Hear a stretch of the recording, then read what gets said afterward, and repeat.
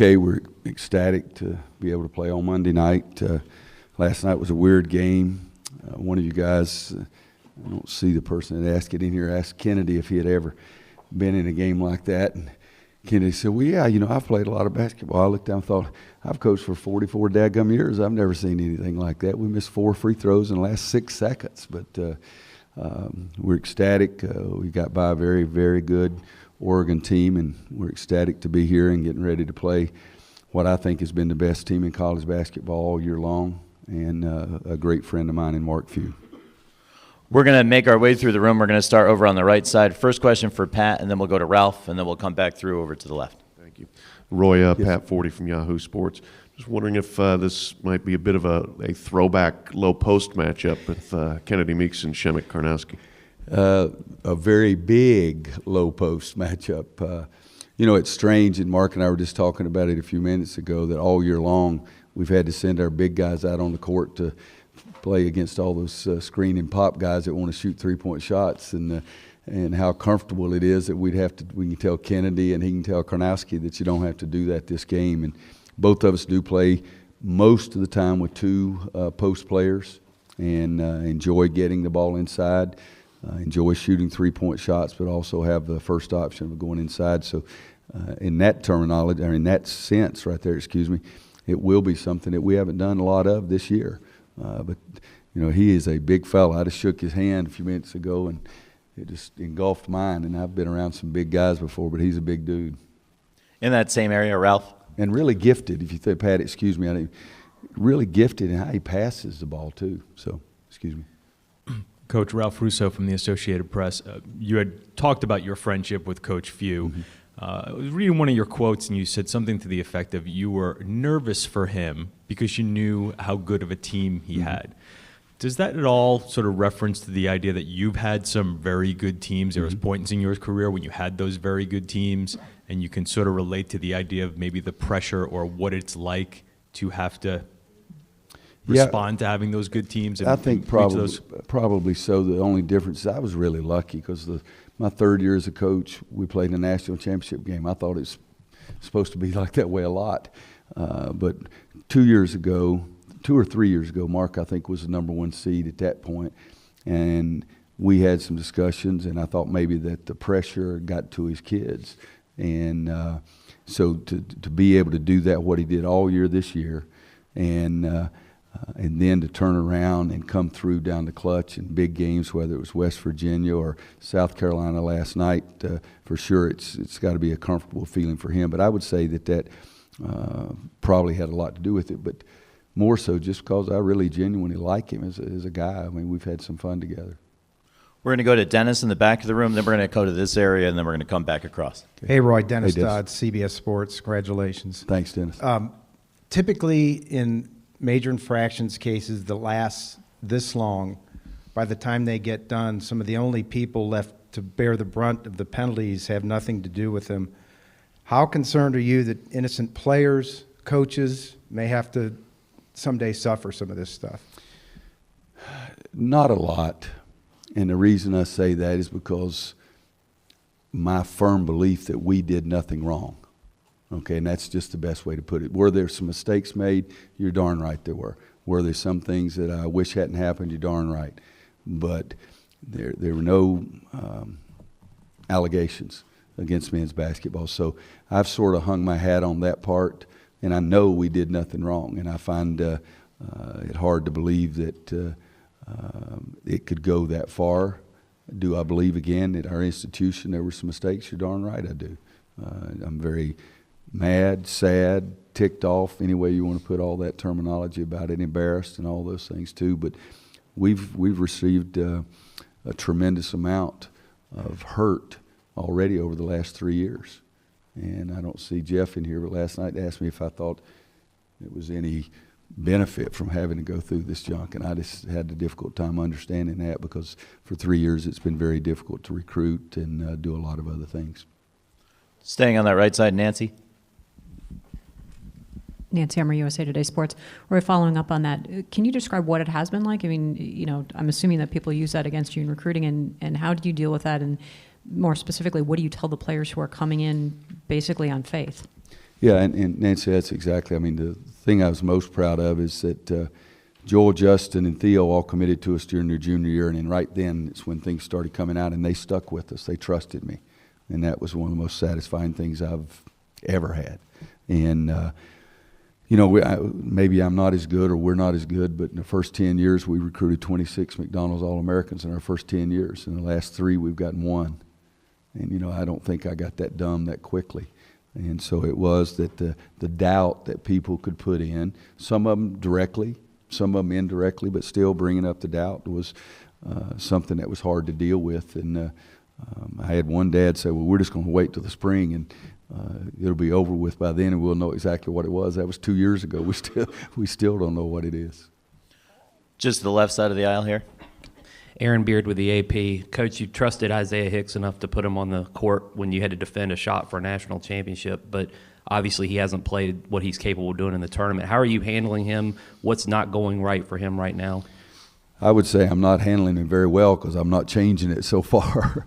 Last night, I really thought he was going to have a good game. Really felt that he would have a good game. And the first shot was blocked, and the second one he was sort of wide open and missed that. And I mean, then he tried to rush everything a little bit, and it sort of snowballed on him. But the game before that, I think he played 20 minutes and had 0 rebounds. So it's a tough time for him as an individual. I keep trying to tell him I believe in him, I trust him, I'm going to keep putting you out there. I've said many times I'm not the smartest, but I'm not the dumbest guy. So if I keep putting you out there, I must have more confidence in you than you have in yourself. So hopefully things will change Monday night. To the third row. I'm really Steve Karp with the Las Vegas Review-Journal. Do you have a favorite Kennedy Meeks story to sum up what the relationship's been like with him over the years? It's been love and hate, you know, and it said it with a tongue-in-cheek kind of thing because I've been on him hard. I really have. I'd probably say that I've got on Kennedy and Bryce harder than any 2 players I've ever coached. I'd say Bryce number 1 and Kennedy number 2. And I pushed him last night. I got mad at him, took him out for 3 or 4 minutes. Just didn't like one thing he was doing. And but I keep pushing him. But I can't say that I've got one story because he's just a lovable big teddy bear. I have a great deal of respect for how hard he worked when he got there and lost 50, 60 pounds, whatever it was, because that has to be extremely difficult. But you know, when I went in the home from a home visit, there were 18 people in the home visit, not counting me and Hubert. And I saw that kind of family, and that's the kind of youngster that I really love. And he keeps coming back, and I keep pushing him, and hopefully at the end we'll both look back on it and think it's been a great partnership. In the second row. Hey, Coach, Jeff Gravely, WRL-TV. We heard this on your teleconference, but we have to get it on video. We talked with Mark Few about it. Memphis, Mark Few, playing craps and cops. Please fill in the blanks. This is a good story. I'm just I'm not embarrassed. I loved it, to be honest with you, but it's something that probably – I'll give you this. My high school basketball coach got me in coaching, got me on the golf course, and helped teach me how to shoot craps. My wife thinks he's 0 for 3. Okay, so but he's here with us. But – yeah, we're playing. We're in a Sweet 16 in 2009. We're going to play Gonzaga in Memphis. And we won 2 to get there. They win 2. So I call him Monday. I said, when are you going in? He said, Wednesday. And I said, me too. I said, what time you put your guys to bed? He said, midnight. And I said, me too. I said, where are you staying? He said, Holiday Inn. I said, we're at the Peabody right across the street. I said, don't give me an answer. Mark used this terminology. He thinks the statute of limitations should be over with by now. So I said, don't give me an answer for 24 hours, but I want to take my staff down to Tunica and shoot craps and go down there after midnight and stay 2 or 3 hours. I just want to see if you bring your staff and go with us. He said, I'm in. I said, no, think about it for 24 hours. I said, you know, I'm an older guy. I've been around a while. Maybe, you know, somebody might say something negative. And he said, no, I'm in. And I said, no, I'll call you tomorrow. So I called him the next day, and he answered the phone and said, Gamblers Anonymous, and which is probably not something either one of us should be saying. But he said, all right, we're in. And NCAA had those courtesy cars. And the tournament's doing a lot better now since 2009. We had these small little vehicles. So I think I had 5 guys in my little car, one of them sitting on a console. I think he had 6 in his. We met in the parking lot. We drove to Tunica. We played 2 or 3 hours, shot craps. We both lost. We get back in the car and heading back up to Memphis. It's about 3 o'clock in the morning. I get pulled over. And I wasn't really, I was speeding, but it was like 2 or 3 miles, and I was really surprised. And I realized that I had the NCAA logo thing on the side of the car. And the guy came, he said, "Coach." And he said, "I wondered if somebody had stolen a car or something like that." And so we talked a couple seconds. I said, "If I could bribe you, I'd give you $100 if you'd stop Mark Few. He's about 15 minutes behind me." So the next day I came running into their shoot-around and got the equipment manager and called him over. I said, "Did you guys get stopped last night?" And he said, "No." And it just ruined my day. So, but that's the story. But I think coaches should be able to have fun with each other, and he's a good guy. In that same area, second row. Coach, congratulations. Thank you. Dean Thompson, NBC News. Just wanted to ask you, how well do you think this team stacks up against Gonzaga?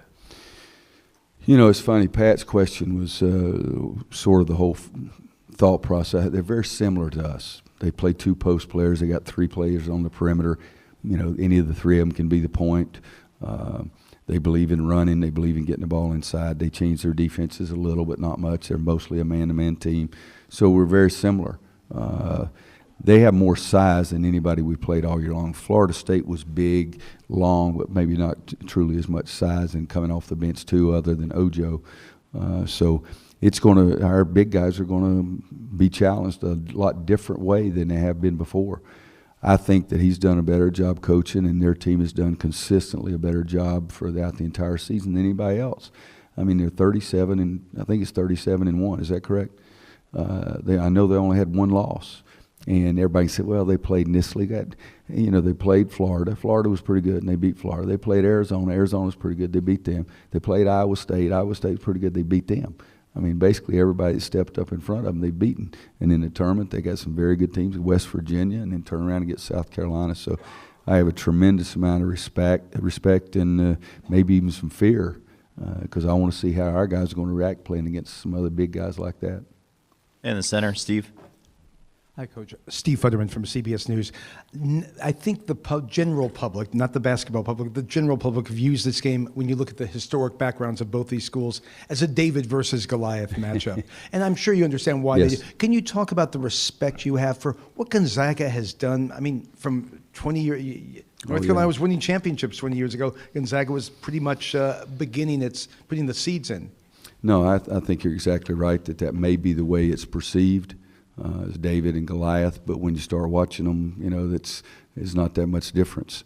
And I really believe, I'm not trying to blow my opponent up, I really believe throughout the course of the season they did a better job than anybody. People can have that thought process, and if you just look at a short-term history, it is pretty valid. But I remember in the, I can't remember what year it was. It was a long time ago in the mid-'90s, and it may have been when Monson was coaching there, and he's a Looney Tune as well. Okay, I just saw him outside. But their team was really, really good. We played them in Allen Fieldhouse one night, and they were sensational. So we've played Mark's teams twice. We played them in the preseason NIT, and they beat us. We played them in the Sweet 16, and we beat them. But I just have a great deal of both, respect and fear both, because I think they're really good. All the way up front to the left. Paula Bowen of the Arizona Republic. Roy, you meet a lot of coaches over your career, have relationships with them. Why do you think you connected with Mark? I mean, he talked so warmly of you as well. You know, it's different the way you perceive it. Until the last couple of years, I've always thought of myself as a young coach.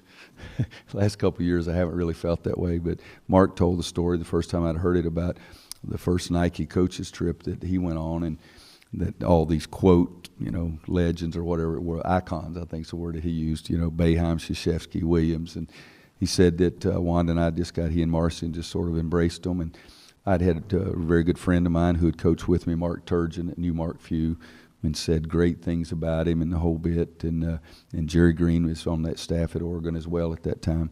So to me, I had the recommendation already.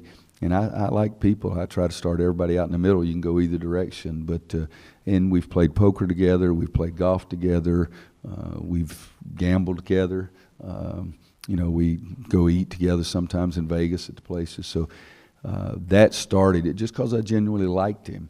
And then the times we played them, I didn't even tell him this. I meant to this morning.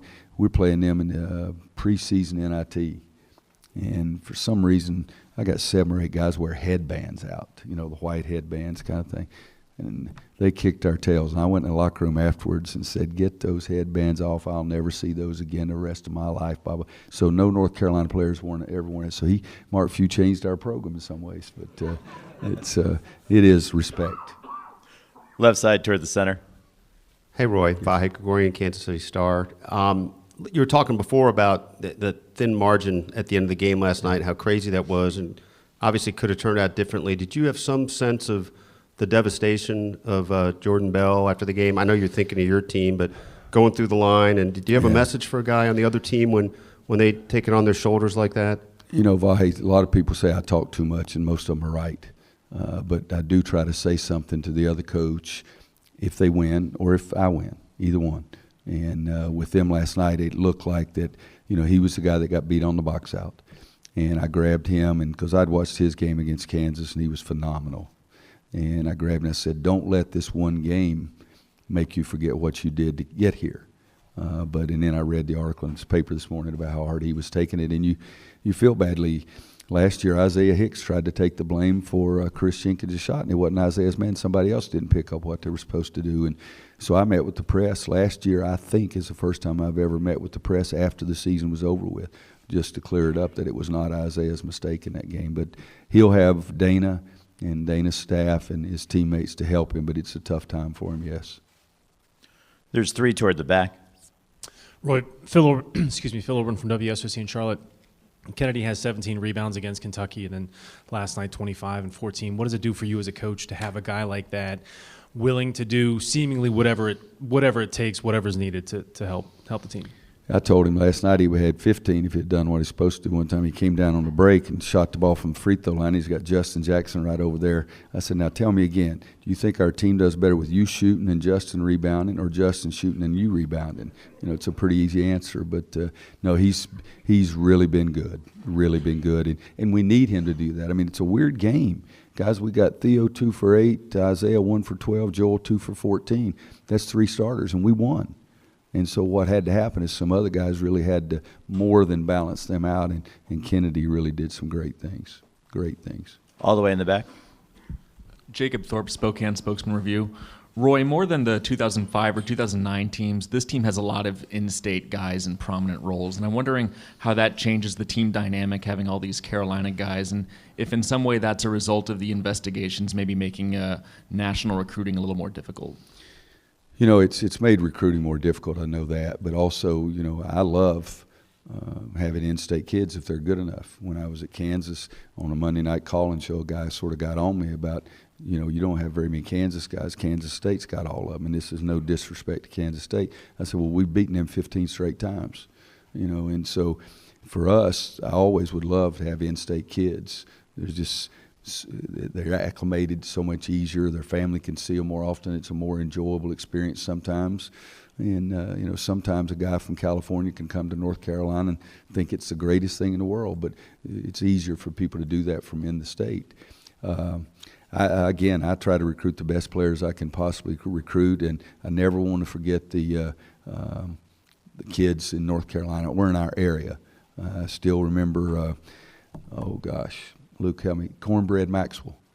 And Coach Smith was always mad, and he would bring up Cornbread's name anytime somebody talked about, well, this kid here in such a little town in North Carolina, and Coach always said, let's go see him. And I've tried to do that at Kansas and at North Carolina. Joel, you can come on up too. We'd like to welcome in Theo Pinson and Joel Berry II. We'll take questions for Coach Williams and for either one of the student athletes at this time. Let's go to the back of the room. It's actually perfect timing. Coach, here in the middle, Mike Solarte, Hey, Mike. Spectrum Sports, or Spectrum News. Good to see you again. Thank you, Mike. Question for all three, actually, here. Justin Jackson, we've talked a lot about Kennedy Meeks this afternoon, but Justin Jackson and his impact on the program, how is it quantified, not just on the court, but what he's meant to this program off the floor and in school and on campus, that sort of thing, from your perspective, Coach, and from his teammates if possible as well. We'll go to Coach first, then we'll go to the king of press conferences, Theo, and then we'll go to Joel. You know, he's been a very good basketball player for a long time. We recruited him, thought he could be a sensational basketball player. First 2 years, every time he shot it, you've heard me say before, I thought it was going in, but it just didn't go in. And I always tell him I don't like shooters, I like makers.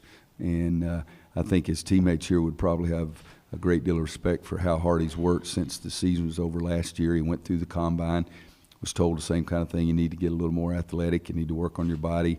You need to be able to shoot the ball and make the shots. And I think he's spent a tremendous amount of time working on that. And now we see the product of all that work.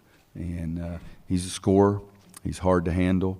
The floater he made the first half last night from the right side was, I haven't seen many shots like that. And he's the only guy. I mean, I love these two guys up here, but they shoot a floater, my heart jumps up my throat. Okay, he shoots a floater, and I get sort of cocky, you know, kind of thing. But the work he's put in, and then the kind of person he is, because these two guys here are on him all the time, and he's just he's sort of their dummy because they pick on him all the time. But he handles it pretty well. Theo.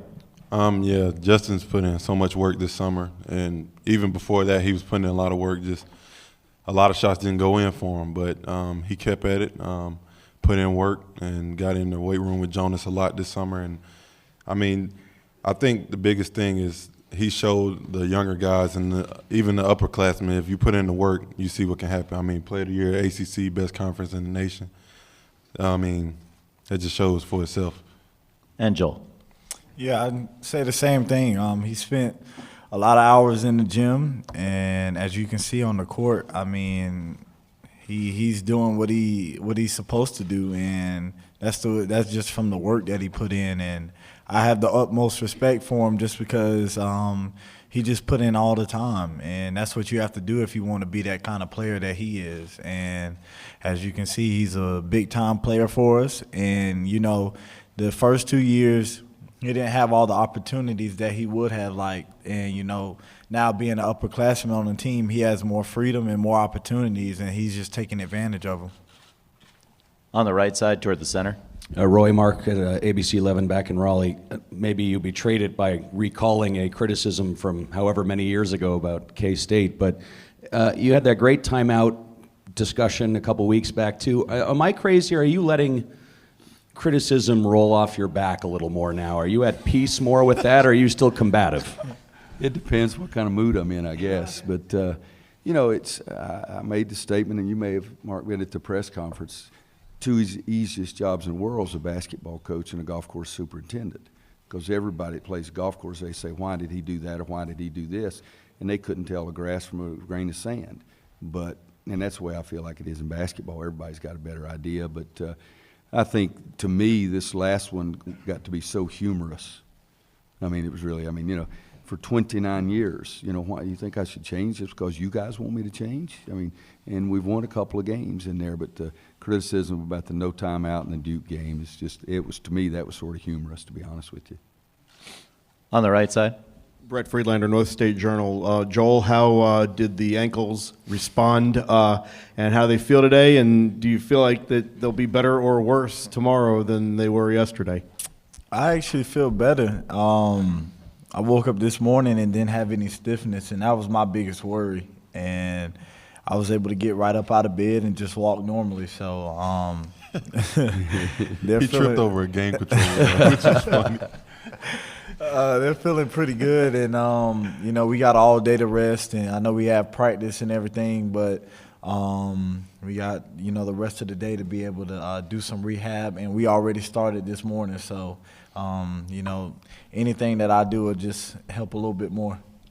Theo, do you know how he's talking about we got practice? He knows I'm going to hold him out of a lot of the stuff today. I got practice.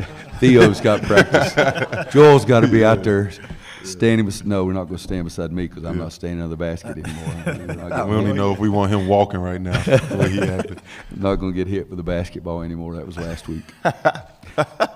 We have two on the back left. Let's start with Chuck. Yeah, Roy, Chuck Culpepper from the Washington Post. Even within your line of work and your level of your line of work, the sequence of events you went through, say 363 nights ago in Houston, was really rare experience. And I'm wondering if you have a description of what maybe the tangle of what you feel during the next few hours, the next 24 hours after that is like? You know, Chuck, it really is hard to explain. You know, sometimes when Marcus made that shot, I said, let's get a stop. We get into overtime. And I didn't say we'd win. I said, let's get a stop and get into overtime. But I really felt like that was going to be Marcus Page's defining moment, and he'd had hundreds of them. And then when Chris goes down and makes that shot, as soon as he let it go, I knew it was going in. I mean, I didn't even keep looking. And so for me, it was one of the most difficult things to handle as a coach, to have something snatched, an opportunity. You know, we weren't going to win the game if it didn't go in. We still had to beat them in overtime. But to have the opportunity to try to play a few more minutes and have it snatched away, and I've told these guys this before too, in the locker room was the most, it was the most difficult time I've ever had as a coach, because I felt so inadequate. What was I going to say to my guys? And that's the part that was really hard. And but since that time, I haven't watched the game. I probably never will watch the game. And I've tried to coach this team. And we met at my house on August, I think it's 22nd. And they had just done the 12-minute run. And Wanda had dessert for them. And I told them I was looking around in my living room that I thought I had in front of me the kind of guys that could win a national championship. And so I've tried to focus on that, our dreams and our goals, and not as much that we got to make up for something, because last year's over with. Chris Jenkins, Villanova got a wonderful experience. It was very difficult for us. But I've really tried to concentrate on coaching this team, and I really have not gone to bed every night thinking about that game. I've gone to bed every night trying to think how I could coach this team to the best of my ability. Staying on the left all the way back. Liz Bloom, ACC Digital Network. Roy, you've been criticized for being a little superstitious, and you actually had the hat that Shea Rush made for you last weekend. Did that hat travel with you? And then for the players, has any of Roy's superstitions or some of those playful things rubbed off onto you guys? I know, Theo, you always dance first in the circle. So is that kind of a superstition for y'all? Yeah, some way, I don't know how, but the hat did find its way to Phoenix here. It's with me on this trip, and as we were talking here earlier, I've been criticized for everything from no timeouts to superstitions to getting emotional at press conferences. I've been doing it a long time, so I'm okay. But I'm fairly superstitious. But these are not two clean guys up here either. They got some superstitious stuff with them. I wore my hat too. I'm not gonna lie. Joel would have worn his, but his big old head couldn't get it on there right through. Yeah, I always dance first, but I think that's my time, so I'll always go first. Nothing else really. You got any superstitions, Joel? No, not really. Mine's is just I always for some reason put my left shoe on before my right shoe, but that's the only thing I got. What about your sock? Nah, my sock, I just put it on randomly, but my shoes, I always have to. Started worrying me. I always put my left sock on first and my left shoe on first. And I thought, Jiminy Christmas, this is getting deep. This press conference is disintegrating fast. Quickly. Let's see if we can get two more in to the right, all the way back. Back here, Mark Tracy from the New York Times. You were involved in a game last weekend where afterwards one of the refs was subject to some pretty nasty stuff online. You probably heard about that. Obviously, no one's expecting anyone to agree with the referees 100% of the time, but do you feel like over the years the vitriol they face has gotten worse, and if so, why? My own personal opinion is there's different ways to do it now with social media. Anybody can say anything you want at any time. There were some calls. I've held a grudge since 1981, against the referee, so, I know what they feel like, but it's a shame that it got to the extent that it did. That's not healthy. It's not right. It's not humane, and it shouldn't go that far. We're playing a game, whether we try to admit it or not, and I'm one of the worst because I call it a lot of times this is my life. But we are playing a game. We are providing entertainment, and for it to go to that extent to a very good referee who's had a very good career, that was pretty harsh. Final question, front left. Hey, Coach, JB Ricks with Spectrum News. I asked Mark Few what North Carolina had as far as a clear advantage going into this game with this matchup. Both teams matching up very well, size and athleticism, and he immediately said coaching, obviously with your experience and this being his first time. But my question is, what is more important when it comes to a big game like this for the national championship? Is it going to be the coaching, or is it going to be the test of the will of your players and who gets those 50-50 balls and who wants it more? Well, I'm sort of surprised. I thought he was going to say rebounding. I was going to say it was coaching is not it, that kind of thing, but I didn't know he'd said that. You know, Mark does a great job with his team. He's so thorough, so organized. I think that we do a good job, and I say we because I've got such a magnificent staff. It's not just Roy Williams. I've got such a magnificent staff.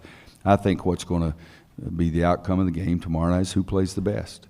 And if we make fewer mistakes and make a few more shots and they make a few more mistakes and make a few less shots, I think that'll be the difference. I think that experience takes care of some of this stuff.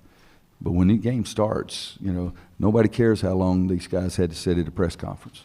Nobody cares how many cameras in there watching Theo dance in the locker room. When the game starts, my guys have got to play against his guys. And that's the bottom line. And you know, we've played some teams before that I thought we could win 9 out of 10, but a national championship game, it's only one. And this is not one of those teams. We were fortunate in 2005. I thought Illinois was better than we were. If we'd have played a 10-game series, they would have won more. But you only have to win once.